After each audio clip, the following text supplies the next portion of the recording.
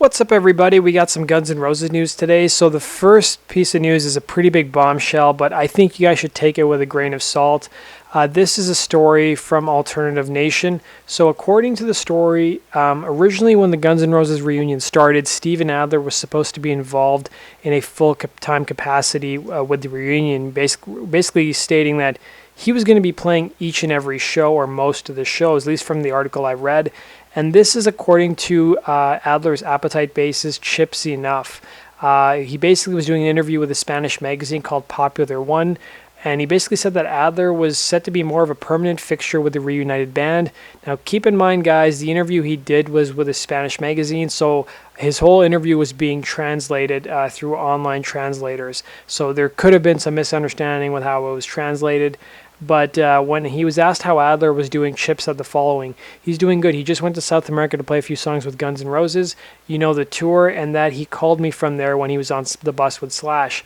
He added, "He's more than paid for his mistakes. He should have been the drummer for all the tour. He is the original and the best they ever had. I've known Steven since he was in GNR, and we've always been friends, and although I've gotten along well with everyone, I recognize they should have been better with him."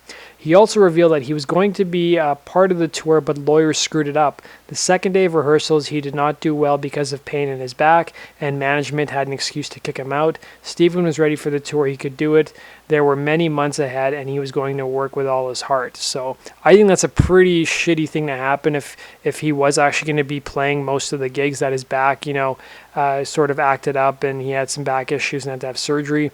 Maybe in 2017 we'll see some more appearances of Steven Adler, but I think given Guns N' Roses' social medias, postings over the past week or so, they interviewed Frank on drums, and it seems like he's going to be a permanent fixture for quite a while. So I don't see there being any long stretch of time where Steven Adler be playing every single gig. He is probably going to come in, play a couple songs, and then leave, unfortunately. So let's move on to our next piece of news. We got an interview with Melissa Reese on Guns N' Roses' social media feeds. So as you guys know, Frank Ferrer was interviewed, Richard Fortas did an interview, and Dizzy Reed did one. Now there's one with Melissa. We don't know if they're going to be doing an interview with Slash, Axl, or Duff. I'm going to say that's probably unlikely, but who knows? If we do get an interview, I will let you guys know. I've linked to the interview with Melissa down below.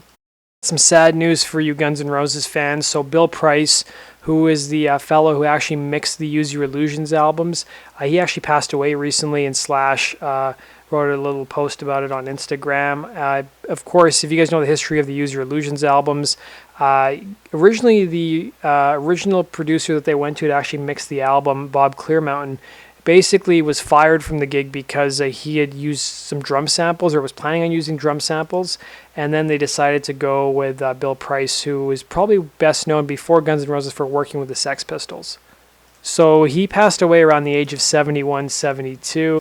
And then we also have one final story, which is an interview that Tommy Stinson actually did for his new band, Bash and Pop. But it seems like anytime Tommy Stinson does any kind of interview, the topic of Guns N' Roses always comes up, and he's always a good sport about it. I kind of wonder if he tells interviewers to not ask about it, or maybe he just doesn't say anything. That's why they keep asking about Guns N' Roses. So he was asked a variety of questions about Guns N' Roses, everything from working with Axl to how he got the gig with Guns N' Roses, and whether he misses it anymore as well.